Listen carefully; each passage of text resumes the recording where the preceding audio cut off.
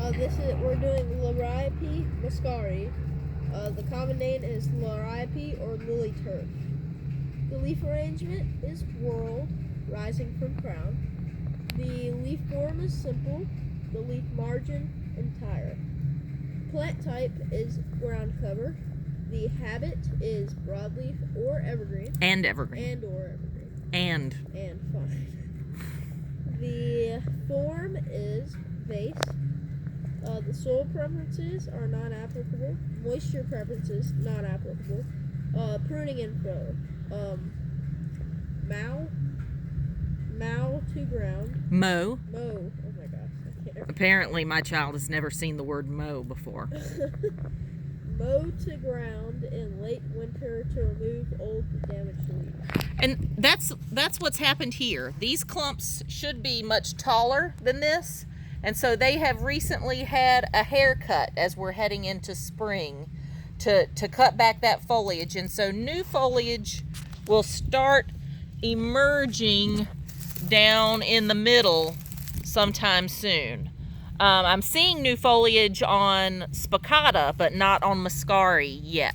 But it's coming. Okay, so basically on harsh winters, you can see like this leaf's got some damage, but you can get it sometimes where it's completely bronzed out or browned out. So it's a good time to give it a haircut and let it replenish with new foliage.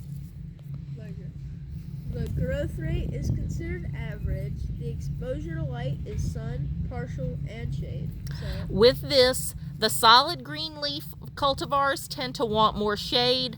The variegated cultivars tend to be able to tolerate more sun.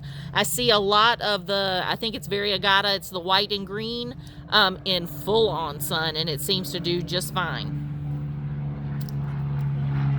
The flowers are considered showy.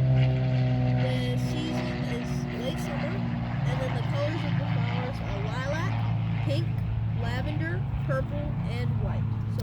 Most often purple is what you're going to see, but it does come in that spectrum of colors.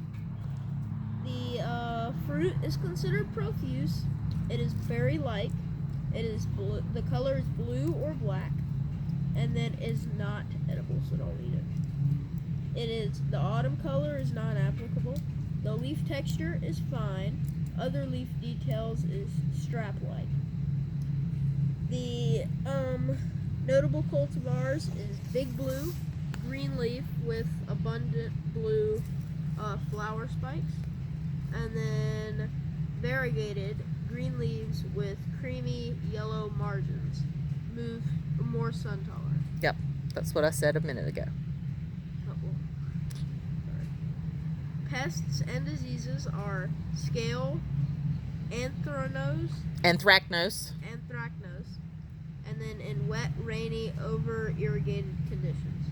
That's when it develops anthracnose, in wet, rainy, too much overhead irrigation conditions. Okay. It is not NC native. It is not U.S. native. It is not invasive, but it is salt tolerant. Other information is clumping form. Clumps can reach 10 through 18 inches in diameter. So these clumps were probably put in as either 4-inch pots or 1-gallon pots, and I would say they've probably been here 3 to 5 years, because that's how they start to grow in diameter. And so they're easily divisible. You can dig up the clump and split them in half and spread them out. But this is the clumping form, so you're going to continue to see it stay in its isolated clumps. Spicata, that we're going to learn in a couple weeks, spicata is the one that spreads and makes the contiguous mat. That one, I'll tell you then and I'll tell you now, is not listed as invasive, but it's a wonder because it's pretty invasive stuff. But this is the clump forming kind. In your Hail Fair half acre book, you can find it on page 16.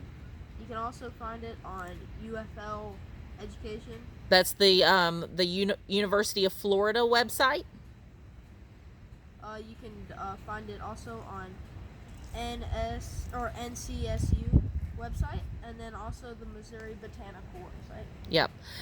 And I didn't reference the cultivar on here, but there is a cultivar of Liriope muscari that's called Evergreen Giant, and it is enormous. It gets about 18 inches tall. Its flower is less significant than some of the shorter varieties, but it makes a pretty bold statement for a ground cover in your landscape. So depending upon your use, there's a lot of variety available for you.